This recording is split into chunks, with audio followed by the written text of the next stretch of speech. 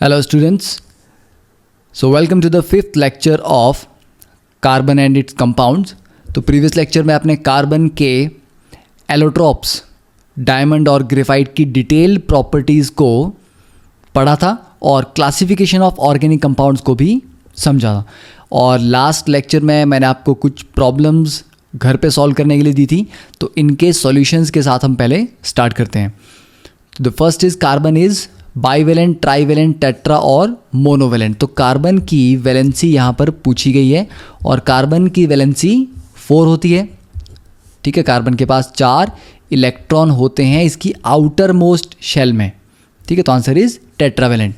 Second is which of the following is saturated hydrocarbon. देखिए hydrocarbon है तो मतलब ये इसमें क्या होने चाहिए, हाइड्रोजन और कार्बन।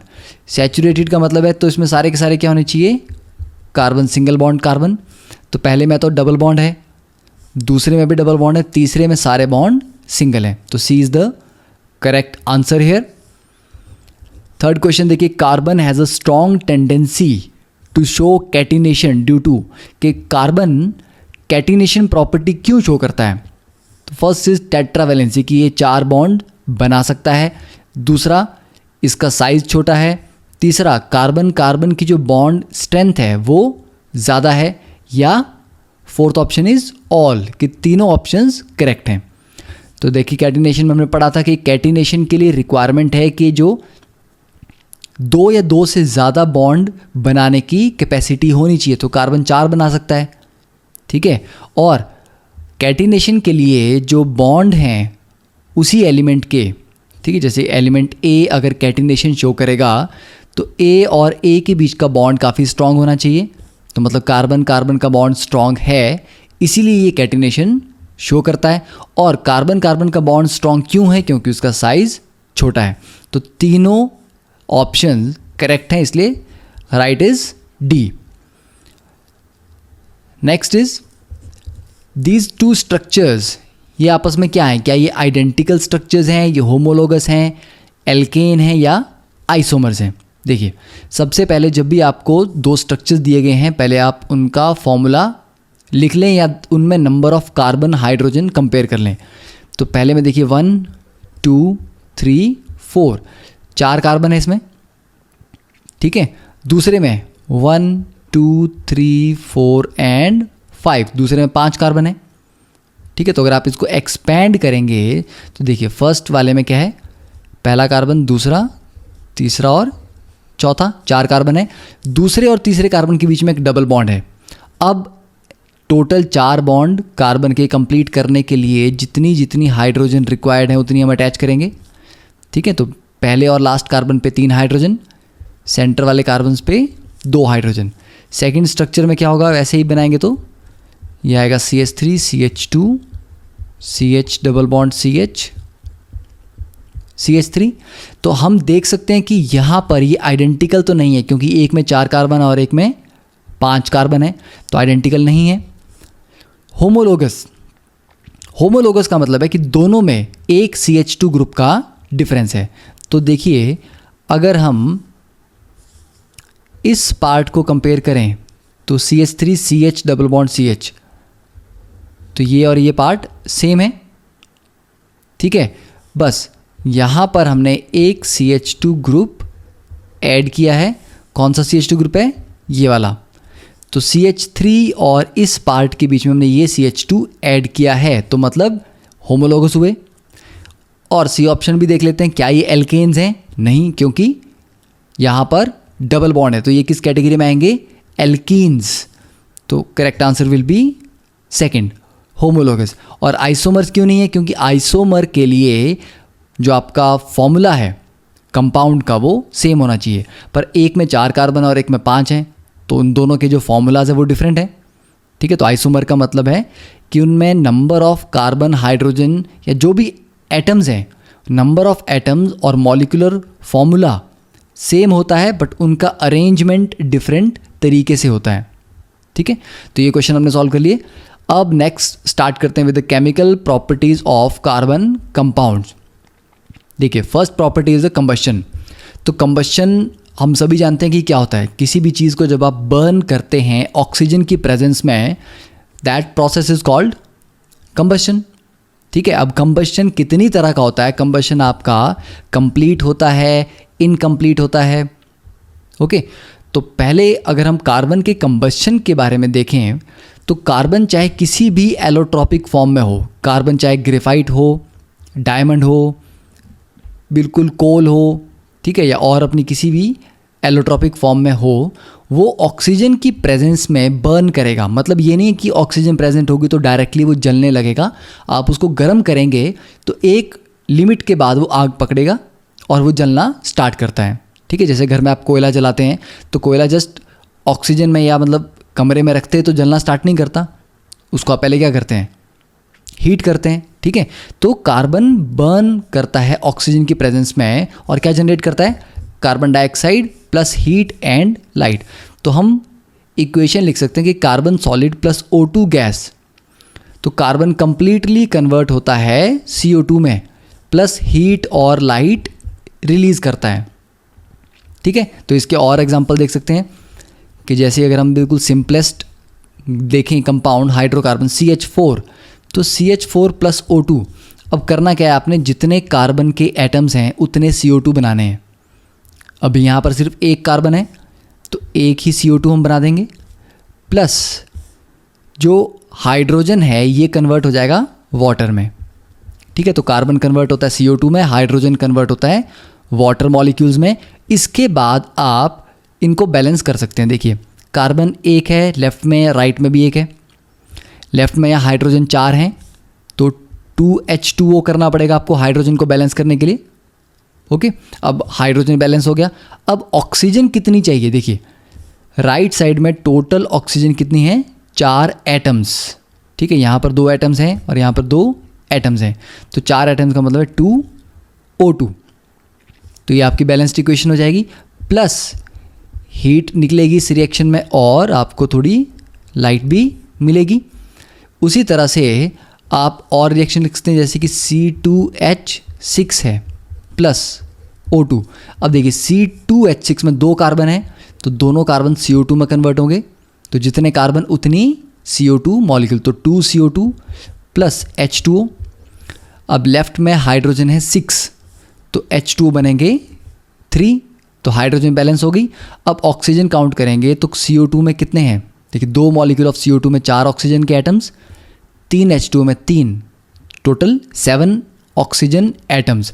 7 का मतलब हो गया 7 O2 नहीं लिख सकते आप, फिर 14 हो जाएंगे, तो आपको लिखना पड़ेगा ये 7/2 O2 plus heat plus light.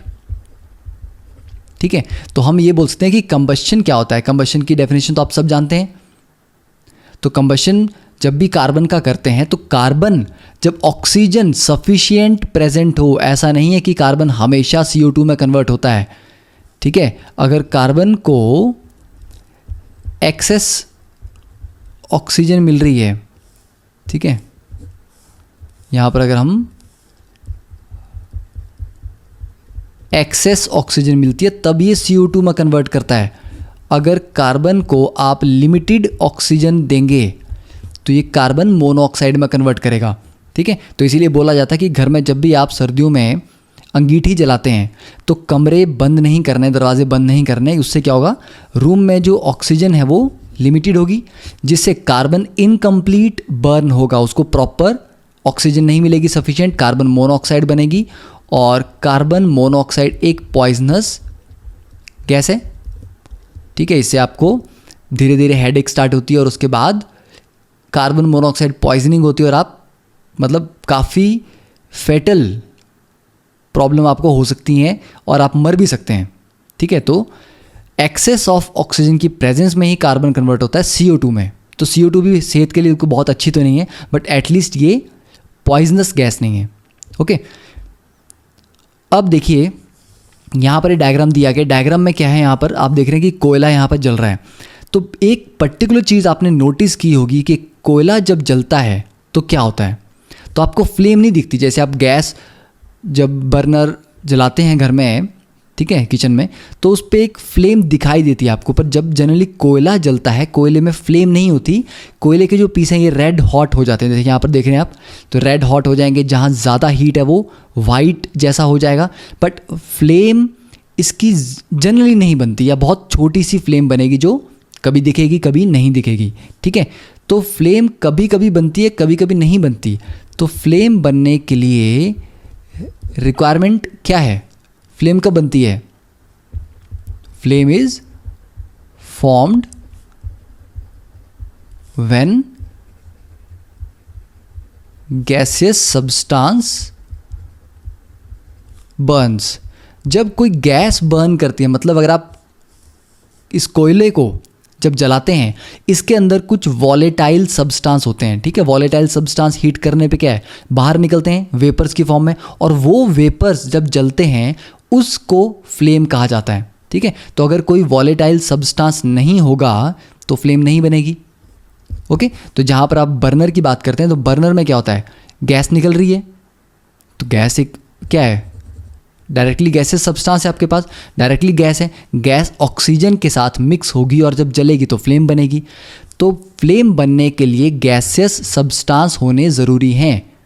ठीक है, तो जब भी आप लकड़ी जलाएंगे तो उसमें कुछ वॉलेटाइल मटेरियल होता है, वो वेपर बन के बाहर निकलता है और उसके जलने से ही फ्लेम डेवलप होती है। ठीक है, तो ये फ्लेम का हो गया। अब फ्लेम को भी अगर हम फर्दर क्लासीफाई करें तो हमारे पास एक आती है ल्यूमिनस फ्लेम और एक आती है नॉन ल्यूमिनस। ठीक है, तो ल्यूमिनस फ्लेम का मतलब क्या है कि ये ब्लू कलर की होती है। ओके, तो ये ब्लू कलर की फ्लेम है। और नॉन ल्यूमिनस कैसी होती है, येलोइश कलर की होती है। तो ब्लू कलर का मतलब ये है कि आपकी जो ऑक्सीजन है वो सफिशिएंट है, कि इनकम्प्लीट कंबशन नहीं हो रहा। पर येलो का मतलब है कि कंबशन इनकम्प्लीट है। ठीक है, इनकम्प्लीट क्यों है, देखिए जब आप यहाँ पर इस डायग्राम को अगर आप स्टडी करें तो यहाँ पर क्या दिया गया है, लेफ्ट वाले पार्ट में देख रहे हैं कि आप ब्लू कलर की फ्लेम है और बिल्कुल क्रिस्प है, मतलब आपको दिखाई दे रही है कि फ्लेम है, इसमें कोई भी इस तरह का येलो पार्ट नहीं है। जबकि राइट वाले पार्ट में क्या है, येलो फ्लेम है। ठीक है, येलो और फ्लॉपी। तो येलो फ्लेम में होता क्या है,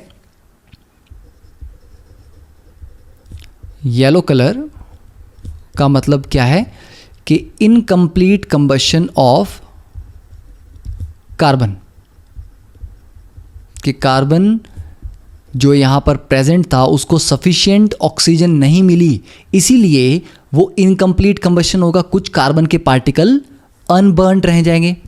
ठीक है, तो अनबर्न्ड कार्बन पार्टिकल्स, ये अनबर्न्ड कार्बन पार्टिकल्स इस कंबशन में जब हीट होते हैं तो वो ग्लो करते हैं, उनके ग्लो करने की वजह से ये येलो कलर आता है। ठीक है, तो क्या होता है, इनकम्प्लीट कंबशन। क्यों इनकम्प्लीट है, क्योंकि सफिशिएंट ऑक्सीजन नहीं मिली, उसकी वजह से कुछ कार्बन पार्टिकल्स जलेंगे नहीं, अनबर्न्ड रह जाएंगे। वो अनबर्न्ड पार्टिकल जब हीट अप तो होंगे, क्योंकि कंबशन हो रहा है तो हीट अप होंगे, तो हीट अप होने से वो ग्लो करते हैं, उनके ग्लो की वजह से येलो कलर आता है। और अगर हम ब्लू कलर लें फ्लेम का, तो ब्लू कलर क्या बता रहा है आपको, कंप्लीट कंबशन ऑफ कार्बन। तो कंप्लीट कंबशन का मतलब है कि कार्बन को सफिशिएंट ऑक्सीजन मिल रही है, कोई अनबर्न्ड कार्बन पार्टिकल नहीं बच रहे हैं। इसका मतलब कार्बन कंप्लीटली किस में कन्वर्ट होगा, कार्बन डाइऑक्साइड में, CO2 में, और CO2 टॉक्सिक नहीं है, पॉइजनस नहीं है। पर इनकम्प्लीट कंबशन में क्या बनता है, कार्बन मोनोऑक्साइड। तो इसका मतलब जब भी आपके घर में बर्नर अगर ब्लू और क्रिस्प फ्लेम दे रहा है तो मतलब वो बिल्कुल सही है, आपका जो भी ये गैस है, ठीक है, LPG जो आपका है, ये पूरी तरह जल रही है, मतलब आपको 100% एफिशिएंट कंबशन मिल रहा है। बट अगर येलो फ्लेम इसमें आ रही है, इसका मतलब आपकी गैस को सफिशिएंट ऑक्सीजन नहीं मिल रही। तो इसका रीज़न हो सकता है कि यहाँ पर जो छोटे छोटे होल्स होते हैं, वो होल्स किस लिए होते हैं, ऑक्सीजन प्रोवाइड करने के लिए, कि ऑक्सीजन वहाँ से प्रॉपर मिक्स हो उसके साथ। ठीक है, कुछ गैप दिए होते हैं। तो अगर ऑक्सीजन प्रॉपर मिक्स नहीं हो रही है, गैस ज़्यादा है और ऑक्सीजन कम मिल रही है उसको, तो इनकम्प्लीट कंबशन होगा, जिससे आपकी गैस वेस्ट होगी और कार्बन मोनोऑक्साइड बनेगी। कार्बन मोनोऑक्साइड घर में अगर रहेगी तो वो टॉक्सिक गैस है, पॉइजनस है, तो इट कुड किल यू। तो ये भी आपको ध्यान रखना है कि फ्लेम हमेशा ब्लू और क्रिस्प होनी चाहिए। ठीक है, तो इतना पार्ट क्लियर है कि कंबशन क्या होता है। हमेशा जितने नंबर ऑफ कार्बन है उनको कार्बन डाइऑक्साइड में कन्वर्ट करना है, प्लस हाइड्रोजन को वाटर में कन्वर्ट करना है, और हीट और लाइट निकलती है। कंप्लीट कंबशन में कार्बन से CO2 बनता है, इनकम्प्लीट कंबशन में कार्बन मोनोऑक्साइड गैस बनती है। और हर एक चीज़ के जलने पे फ्लेम मिले ऐसा ज़रूरी नहीं है। Flame is formed when gaseous substance Burns. ठीक है, तो अब इसमें एक इम्पॉर्टेंट पॉइंट ये है कि जो सैचुरेटेड हाइड्रोकार्बन्स हैं, ठीक है, हाइड्रोकार्बन को मैं HC की फॉर्म में लिखूंगा, short form HC। So saturated hydrocarbons generally give a clean flame. ठीक है, दैट इज क्लीन फ्लेम का मतलब है ब्लू, वो कंप्लीटली जलते हैं, कोई इसमें अनबर्न्ड पार्टिकल नहीं रहता। Whereas unsaturated hydrocarbons burn with a yellow flame and lots of black smoke.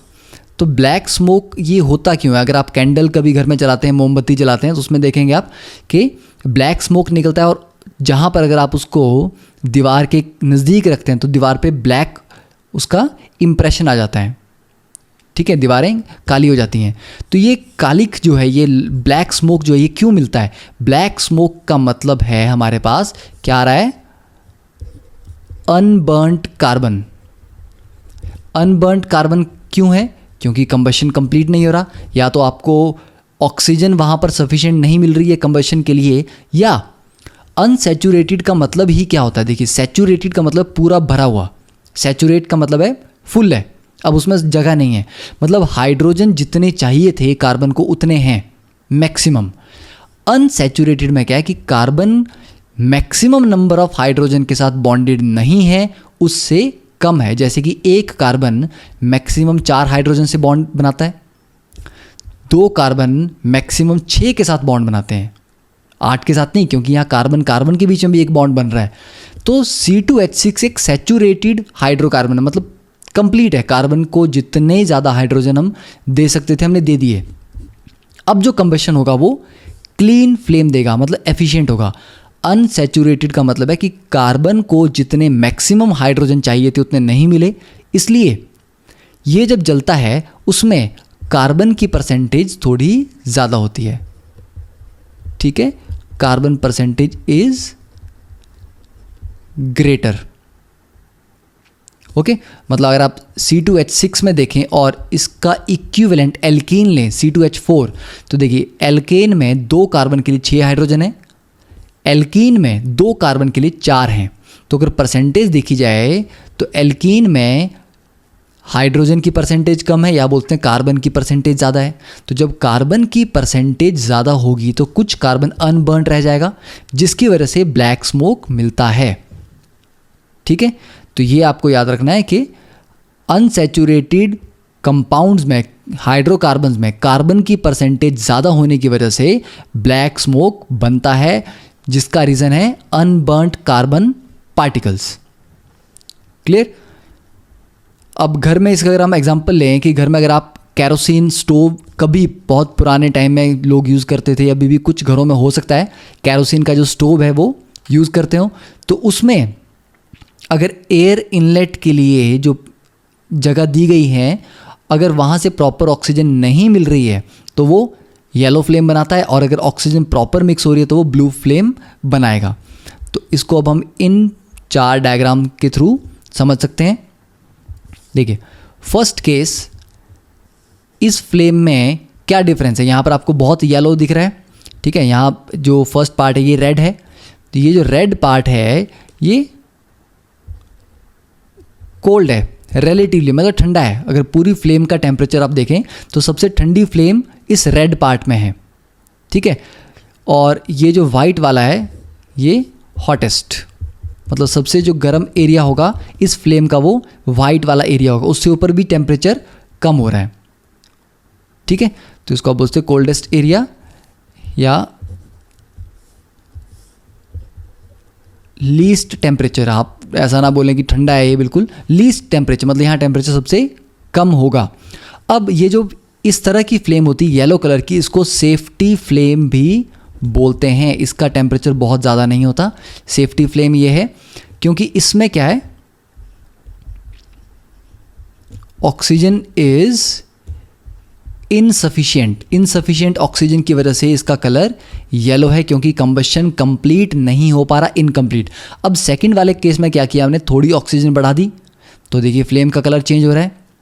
Third में थोड़ी और ऑक्सीजन बढ़ा दी, फोर्थ में थोड़ी और ऑक्सीजन बढ़ा दी, ठीक है। तो जैसे आप ऑक्सीजन बढ़ाते जाएंगे कंबशन क्या होता जाएगा, कंप्लीट होता जाएगा। और फोर्थ में देखिए बिल्कुल ब्लू क्रिस्प फ्लेम है, तो यहाँ पर क्या हो रहा है, कंप्लीट कंबशन हो रहा है, ओके। और कंप्लीट कंबशन के साथ हम क्या बोल सकते हैं, ये कैसी फ्लेम है, ये ल्यूमिनस फ्लेम है, ठीक है। ल्यूमिनस फ्लेम क्या होती है, जहां पर आपको क्या मिलता है, ब्लू कलर की फ्लेम, मतलब वहां पर कंबशन कंप्लीट हो रहा है, कोई अनबर्न्ड कार्बन पार्टिकल्स नहीं बच रहे, ओके। अब next is flame temperature distribution. तो इस डायग्राम में आप देख सकते हैं कि बंसन बर्नर की जो फ्लेम होती है उसमें अलग अलग एरियाज में क्या टेम्परेचर होता है। देखिए जो जहाँ से फ्लेम स्टार्ट हो रही है, यहाँ पर आपकी जो स्टार्टिंग पॉइंट है, तो यहाँ पर टेम्परेचर सबसे कम है। जैसे जैसे आप बढ़ेंगे, ये सेकेंडरी जो लेयर आती है, ये वाइट कलर की जो लेयर आपको दिख रही है, इस लेयर में टेम्परेचर हाई है, ओके। 1560 तक यहाँ पर जा रहा है इसकी टिप के पास। उसके बाद टेम्परेचर फिर अब घटना स्टार्ट होते हैं। तो इस तरह के फ्लेम की डिस्ट्रीब्यूशन रहती है। पर फ्लेम का जो कलर है, ये मत बोलना कि रेड हमेशा सबसे कम टेम्परेचर वाला होगा। अलग अलग मेटल्स को बर्न करने पे कलर अलग अलग आते हैं। जैसे आप जब पटाखे जलाते हैं तो डिफरेंट पटाखों में डिफरेंट कलर निकलते हैं। वो कलर्स जो आ रहे हैं वो उनमें कुछ मेटल सॉल्ट्स हैं, उनकी वजह से हैं। तो हमेशा आप बोलें कि रेड कलर का मतलब ये है कि बहुत कम टेम्परेचर है फ्लेम का, ऐसा नहीं है। ये इस पे भी डिपेंड करता है कि फ्लेम किस मेटल के साथ जनरेट हो रही है, ठीक है। हो सकता है आपकी जो गैस यहाँ पर जला रहे हैं आप, उसके बीच में कोई मेटल सॉल्ट है, तो मेटल सॉल्ट की वजह से उसका जो कलर है वो चेंज हो जाएगा, ठीक है। अब next is description of this Bunsen burner. तो देखिए बंसन बर्नर यहाँ पर ये डायग्राम दिया गया है। ये जो दिया part, this is called gas inlet. यहाँ पर आप गैस की पाइप लगाते हैं, ठीक है। जैसे आप घर में जो आपका गैस होती है उसमें आप पाइप कनेक्ट करते हैं, तो बिल्कुल वैसा ही यहाँ पर ये सिस्टम है। तो इसमें आप गैस यहाँ पर पाइप कनेक्ट करेंगे और इसके दूसरी तरफ या इसके नीचे एक वॉल्व होता है कि गैस कितनी फाइनली छोड़नी है। ऐसा नहीं आपने गैस यहाँ कनेक्ट कर दी और वो फुल प्रेशर से आएगी। उस गैस को भी कम ज़्यादा करने के लिए यहाँ पर एक वॉल्व होता है, या तो इस तरफ होता है या इसके नीचे होता है, ठीक है। सेकेंड ये बेस हो गया। ये एयर वेंट है, मतलब यहाँ से एयर घुसती है। और ये वाला जो पार्ट है इसको आप घुमा सकते हैं। इसको आप घुमाएंगे तो एक टाइम देखिए अंदर वाला जो बैरल है, ये अंदर का बैरल है, ठीक है। अब इसके ऊपर यहाँ पर एक और पार्ट लगा हुआ है। अंदर वाले पार्ट में एक होल है, बाहर वाले पार्ट में भी होल है, इस तरह का। अब ये दोनों होल आपस में मैच कर रहे हैं, तो मतलब एयर यहाँ से एंटर कर सकती है। बट अगर बाहर वाले पार्ट को, ये वाला येलो वाला पार्ट है, इसको मैं घुमा दूँ, घुमाने से क्या होगा, ये होल आपस में मैच नहीं करेंगे तो होल बंद हो जाएगा, ठीक है। तो ये अरेंजमेंट यहाँ पर दिया होता है। क्यों दिया है, ताकि एयर कितनी मिक्स हो रही है इसको हम एडजस्ट कर सकें, ठीक है। तो अभी अगर हम बोलते हैं यहाँ पे कि ये ब्लैक कलर का मतलब है कि ये क्या है, ओपन है। तो ओपन का मतलब कि एयर यहाँ पर कंप्लीट मिक्स होगी तो अच्छा कंबशन होगा और ब्लू कलर की फ्लेम मिलेगी।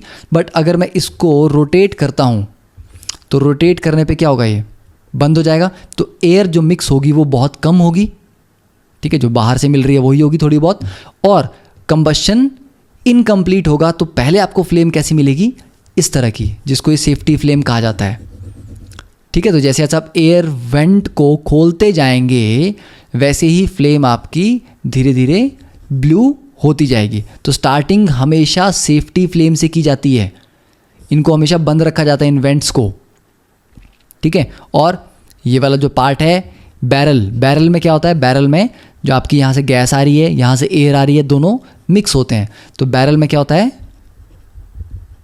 Mixing of air and gas, और उसके ऊपर माउथ ऑफ ट्यूब जहाँ से आपकी फ्लेम जनरेट होती है। तो ये ऊपर डायग्राम में आपके फ्लेम आ गई। तो this is the construction of Bunsen burner, okay. तो अब स्टार्ट करते हैं with the second chemical reaction, that is oxidation. देखिए ऑक्सीडेशन को हम 3 तरीके से डिफाइन कर सकते हैं। पहला है इंट्रोडक्शन ऑफ ऑक्सीजन और अ मोर इलेक्ट्रोनेगेटिव एटम, कि किसी भी मॉलिक्यूल में अगर आप ऑक्सीजन को ऐड कर रहे हैं या फिर एक ज़्यादा इलेक्ट्रोनेगेटिव एटम को ऐड कर रहे हैं, ठीक है, तो that will be called oxidation. दूसरा लॉस ऑफ इलेक्ट्रॉन, के इलेक्ट्रॉन अगर कोई लूज़ कर रहा है कोई भी मॉलिक्यूल, जैसे कि अगर आप सिंपल एग्जांपल दें कि सोडियम ने एक इलेक्ट्रॉन लूज़ करके Na पॉजिटिव बनाया, तो इसकी क्या हुई, ऑक्सीडेशन। मैग्नीशियम ने अगर 2 इलेक्ट्रॉन लूज़ करके मैग्नीशियम 2 पॉजिटिव बनाया, तो इसकी भी क्या हुई, ऑक्सीडेशन। तो लॉस ऑफ इलेक्ट्रॉन को भी ऑक्सीडेशन बोलते हैं, या लॉस ऑफ हाइड्रोजन को भी ऑक्सीडेशन बोलते हैं। तो 3 तरीके से ऑक्सीडेशन को डिफाइन किया जा सकता है। एडिशन ऑफ ऑक्सीजन और more electronegative atom, second loss of electrons, third loss of hydrogen. तो इसको देखते हैं डिफरेंट एग्जांपल में। कार्बन से अगर कार्बन मोनोऑक्साइड बन रहा है तो ऑक्सीजन ऐड हो रही है, तो ये ऑक्सीडेशन का एग्जांपल है, ठीक है। पर ये पार्शियल ऑक्सीडेशन हो रही है, कंप्लीट नहीं हो रही, क्योंकि कार्बन के साथ 2 ऑक्सीजन लग सकती हैं, अभी हमने एक ही लगाई है। तो कार्बन मोनोऑक्साइड को आगे फर्दर ऑक्सीडाइज किया जा सकता है CO2 में।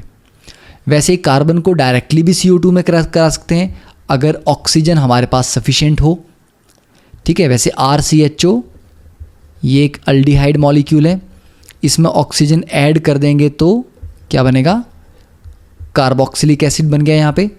तो यहाँ पर ऑक्सीजन ऐड हुई है तो ये ऑक्सीडेशन प्रोसेस है।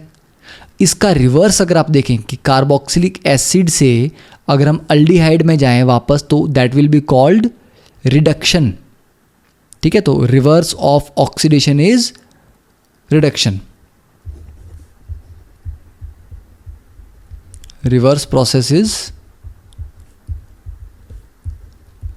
रिडक्शन, ठीक है। तो उसमें आप एग्जैक्टली इन 3 पॉइंट्स को उल्टा कर सकते हैं। लॉस ऑफ इलेक्ट्रॉन की जगह gain of electron, loss of hydrogen की जगह gain of hydrogen, addition of oxygen की जगह लॉस ऑफ ऑक्सीजन, ठीक है, या रिमूवल ऑफ ऑक्सीजन। अब देखिए ये यहाँ पर एक अल्कोहल मॉलिक्यूल है RCH2OH, इसमें हमने क्या क्या किया, एक H2 भी हमने उड़ा दिया और ऑक्सीजन ऐड कर दिया, मतलब लॉस ऑफ हाइड्रोजन भी हुआ और गेन ऑफ ऑक्सीजन भी हुआ और कार्बोक्सिलिक एसिड बना, तो ये ऑक्सीडेशन है। या हो सकता है कि अल्कोहल से हम ऑक्सीजन ना ऐड करें, सिर्फ H2 ही कम करें और RCHO बना दें अल्डिहाइड, ये भी ऑक्सीडेशन है, ठीक है। तो ये डिफरेंट एग्जाम्पल हैं ऑक्सीडेशन के। अब ये ऑक्सीडेशन होती कैसे है, ये ऑक्सीडेशन होती है कुछ ऑक्सीडाइजिंग एजेंट्स की प्रेजेंस में। जैसे कि यहाँ पर हमने इथेनॉल लिया, इसको या तो हम अल्कलाइन KMnO4, अल्कलाइन का मतलब है बेसिक सॉल्यूशन, ठीक है, बेस। तो बेसिक सॉल्यूशन ऑफ KMnO4 में हीट करके हम इसको ऑक्सीडाइज करते हैं कार्बोक्सिलिक एसिड में, या एसिडिफाइड K2Cr2O7 पोटाशियम डाइक्रोमेट का सॉल्यूशन लेके हीट करेंगे तब भी इथेनॉल कन्वर्ट होता है कार्बोक्सिलिक एसिड में। तो ये दोनों अपने आप में क्या हैं, इनको बोलते हैं ऑक्सीडाइजिंग एजेंट्स। ठीक है, दोनों, तो दोनों में से कोई एक आप इस ऑक्सीडेशन प्रोसेस के लिए यूज़ कर सकते हैं। तो ऐसा नहीं है कि यही दो ऑक्सीडाइजिंग एजेंट हैं, बहुत सारे ऑक्सीडाइजिंग एजेंट्स हमारे पास हैं, पर किस एजेंट को या किस रीएजेंट को कहाँ यूज़ करना है ये बहुत इंपॉर्टेंट होता है। ठीक है, हर एक रीएजेंट को हर जगह पे आप यूज़ नहीं कर सकते। ठीक है, तो ये एक जनरल एग्जांपल है कि अल्कोहल से एसिड बनाने के लिए हम ज़्यादातर ये दो रीएजेंट यूज़ करते हैं, मतलब इन दोनों में से कोई एक यूज़ कर सकते हैं। तो ऑक्सीडेशन क्लियर हो गया। अब देखिए next is addition reaction.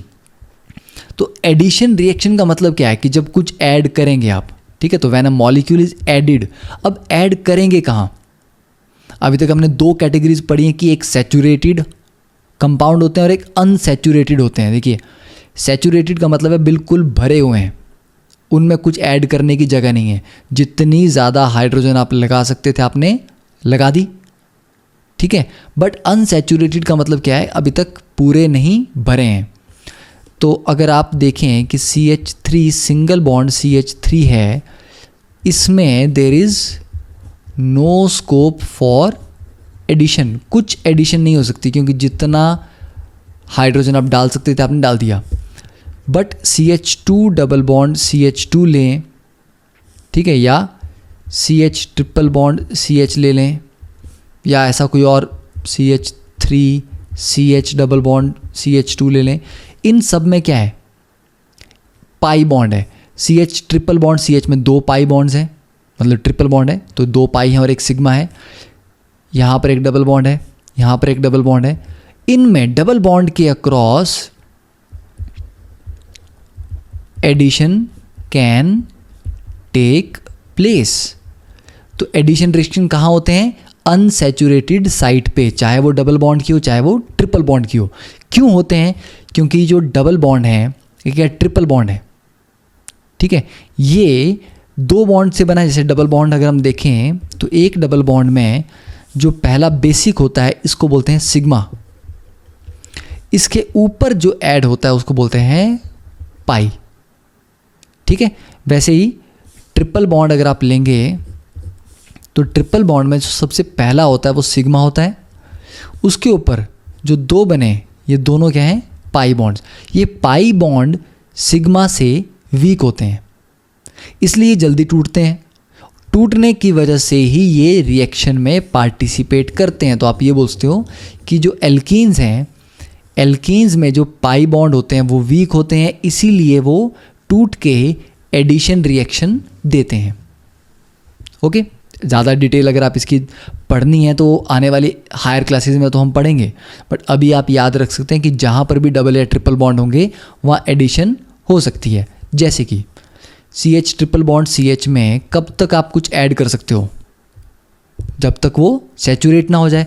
Saturate कब होगा? जब CH3 बन जाएगा। अब कितनी हाइड्रोजन का डिफरेंस है? 4, तो मतलब 2 H2 ऐड किए। वैसे ही CH2 डबल बॉन्ड CH2 में कितना कुछ ऐड कर सकते हैं अब कि ये CH3 सिंगल बॉन्ड CH3 बन जाए 1 H2। वैसे ही यहाँ पर भी क्या ऐड करेंगे आप? 1 H2, तो ये बन जाएगा CH3 CH2 CH3। तो ये हुई एडिशन। पर क्या एडिशन सिर्फ हाइड्रोजन की होती है?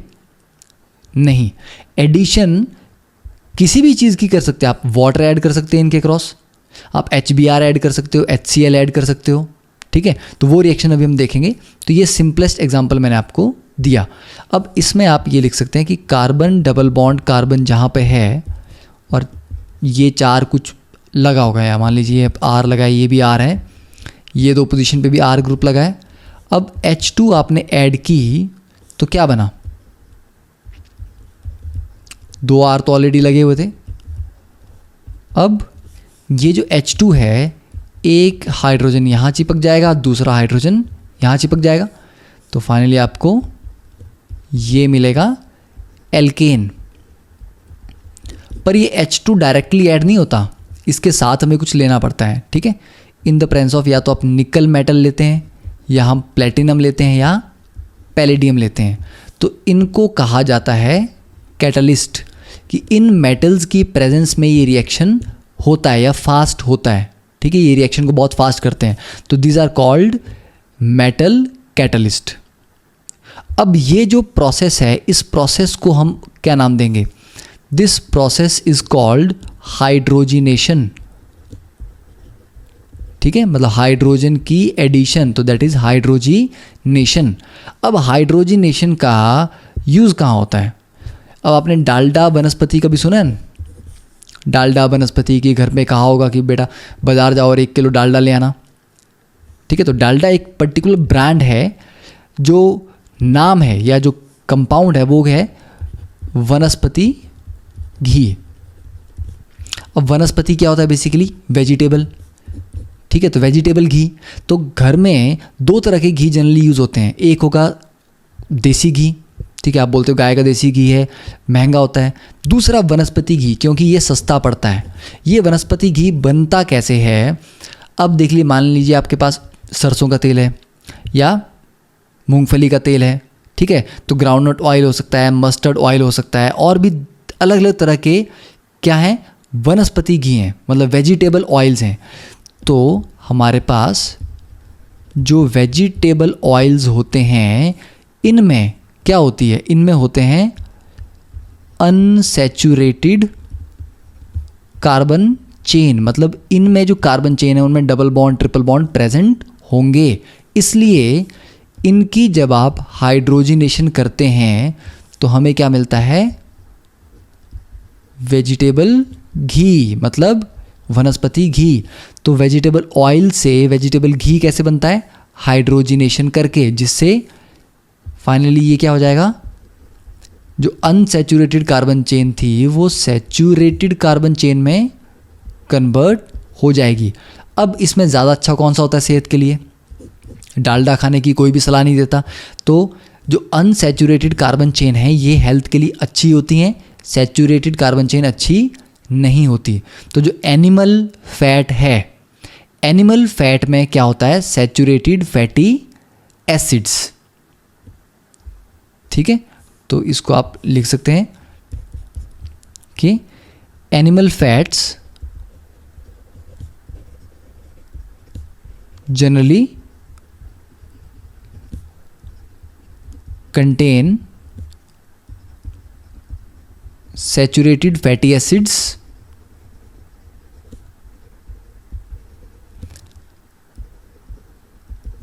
which are said to be harmful for health,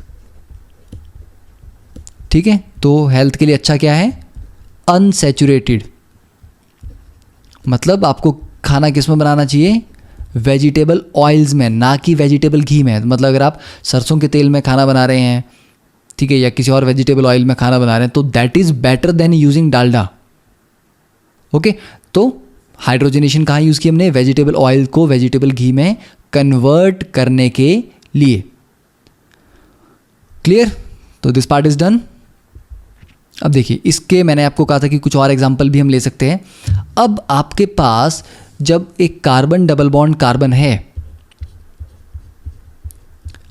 अब इसमें आप क्या क्या ऐड कर सकते हैं? देखिए, एक तो आप H2 ऐड कर सकते हैं डायरेक्टली, तो आपको क्या मिलता है? यहां पर हाइड्रोजन मिलती है। दूसरा, मान लीजिए मैं HBr ऐड कर दिया मैंने, ठीक है, तो एक H लग जाएगा, दूसरे के पास Br लग जाएगा। तो यहाँ मान लीजिए H लगा दिया मैंने और दूसरे वाले के पास Br लगा दिया, या पहले वाले के पास Br लगा दो, दूसरे के वाले के पास H लगा दो। अब किसके पास हाइड्रोजन जाएगी या किसके पास ब्रोमीन जाएगा वो अल्टीमेटली स्ट्रक्चर पे डिपेंड करेगा, पर अभी हमें उतनी डिटेल में नहीं जाना है, ठीक है। तो HBr लगा सकते हैं, HCl लगा सकते हैं, या मान लो आपको H2O ऐड करना है, H2O को तोड़ के मैं HOH, नहीं तोड़ के भी नहीं, मतलब HOH लिख सकता हूँ, ठीक है। तो एक साइड H लग जाएगा, दूसरी साइड OH लग जाएगा। तो ये कुछ नॉर्मल एग्जाम्पल हो गए, एग्जाम्पल तो और भी बहुत सारे हैं, बट ये कुछ नॉर्मल एग्जाम्पल हो गए, ठीक है। तो देखिए, पहले में आपका क्या बना? एल्केन, जो फाइनल प्रोडक्ट है। दूसरे में आपका क्या बना? ब्रोमो एल्केन, क्योंकि ब्रोमीन लगा दी यहाँ पे हमने। तीसरे में क्या बना, अल्कोहल। ठीक है, आप HCN ऐड कर देते तो साइनाइड बन जाता है यहाँ पे। तो डबल बॉन्ड हो या ट्रिपल बॉन्ड हो, उसके ऊपर आप डिफरेंट मॉलिक्यूल्स ऐड कर सकते हो, और उन रिएक्शंस को क्या कहा जाता है, एडिशन रिएक्शंस। ठीक है, तो इन रिएक्शन के अलग अलग मैकेनिज्म होते हैं। हाइड्रोजन ऐड करने का तरीका कुछ और है, और HBr ऐड करने का तरीके कुछ और हैं, वाटर ऐड करने के तरीके भी और हैं। तो ऐसा नहीं है कि एडिशन है तो तीनों एक ही तरीके से या एक ही मैकेनिज्म से ऐड होते हैं। तीनों के लिए जो मैकेनिज्म है वो डिफरेंट है, और वो आपको पढ़ने हैं आने वाली क्लासेस में। ओके, तो ये याद रखना है कि एडिशन कहाँ होती है, जहाँ पर अनसैचुरेशन हो, डबल बॉन्ड हो या ट्रिपल बॉन्ड हो। Okay, that is done. अब इसमें चलिए एक और, HBr की जगह आप अगर Br2 भी ऐड करते तो दोनों जगह Br लग जाता। यहाँ पर हाइड्रोजन की जगह भी ब्रोमीन होती और दूसरा भी ब्रोमीन होता, तो सिर्फ Br2 भी लिख सकते हैं, Cl2 भी ऐड कर सकते हैं।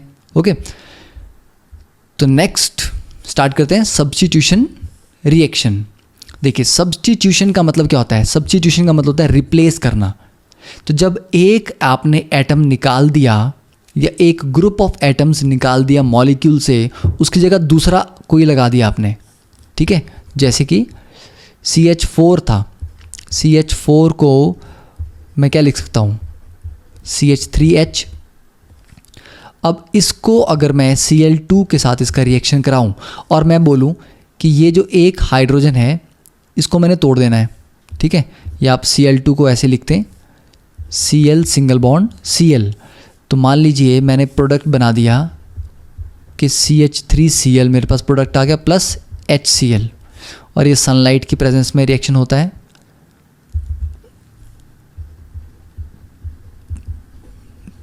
ओके, अब देखिए यहाँ पर किया क्या मैंने, ये जो हाइड्रोजन था इसको हटा के मैंने क्लोरीन लगा दी।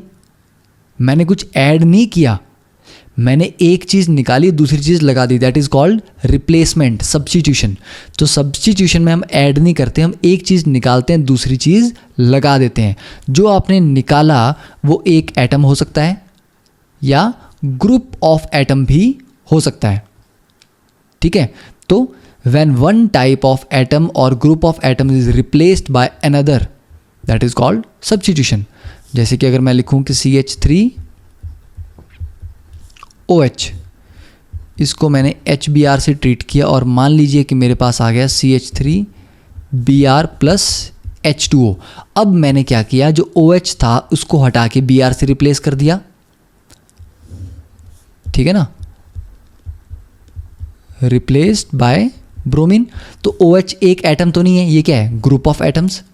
तो ग्रुप ऑफ एटम को हटा के मैंने नया लगा दिया कोई चीज़।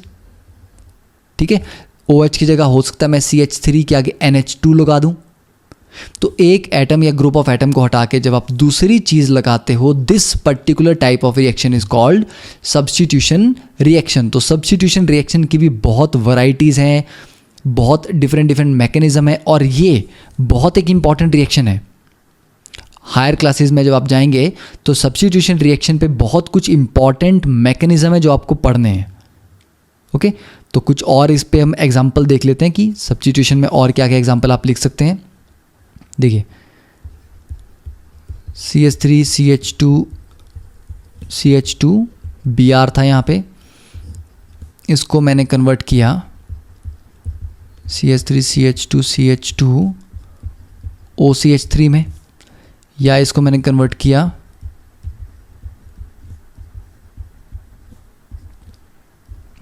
आयोडीन में, या आप इसको लिखते हैं CH3 CH2 OH।